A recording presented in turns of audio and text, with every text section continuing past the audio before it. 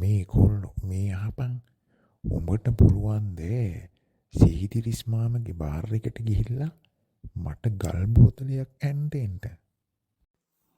අයියෝ තාත්තේ ඕක මොකද්ද? මං අරන් එන්නම් කොට්ටාර ගාලා. මන් දන්නවනේ ඉතින් මගේ එකා ගැන. හොඳයි එහෙනම් ඉක්මනට ගිහින් එන්න වරින්කෝ බලන්ට. සීදිරිස් මාමි මට ගල් බෝතලයක් දෙන්නකෝ. මොකක් කිව්වා කොල්ලෝ? ගල් බෝතලයක්? අනේ මේකගේ වයසටද වැඩ? අනේ නෑ සීදිරිස් මාමි.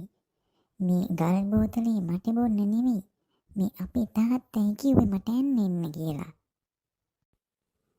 අනේ අපේ මේ සුමනයට මොලේ කලදක් වන් නැති හැටි.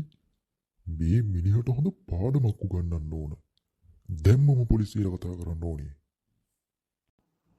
අනේ සීදිරිස් මාමි එහෙම කරන්න එපා. මොනව වුණත් ඒ අපේ තාත්තනේ. හරි කමක් නෑ. කොල්ලෝ ඔන්න ඔබ කියන නිසාම මං අද සමාව දෙන්නම්. වරෙන්කු යන්ට අප්පොච්චිට මන් දෙකක් කතා කරන්න. නැත්තං ඕක කවදාවත් හැදෙන්නේ. සුමනේ තමුන්ම හම්බුවෙන්න තමයි මම මේ ආවේ.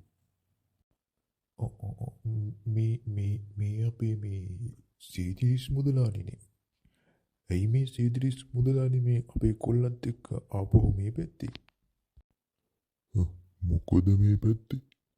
තමුන් කිසිම දෙයක් දන්නේ නැති ගාන්ට නේද කතාව? තමුන් දන්නේ නැද්ද සුමනේ? පොඩි අවුන් ලව්ව අරක්කු ගෙන්නගෙන බොන එක දඬුවම් විඳින්න පුළුවන් වරදක් කියලා. අනේ මට සමාව වෙන්න සීදිරිස් මුදලාලි. මං ආයිමත් නම් ඒ වැරද්ද කරන්නේ. නැගිටිනවා. සුමනේ වැරද්ද තේරුම් ගත් එක ගැන මට ගොඩාක් සතුටුයි. අද ඉඳන්ම පොඩි එකත් එක්ක හොඳින් ජීවත් වෙන්න බලනවා.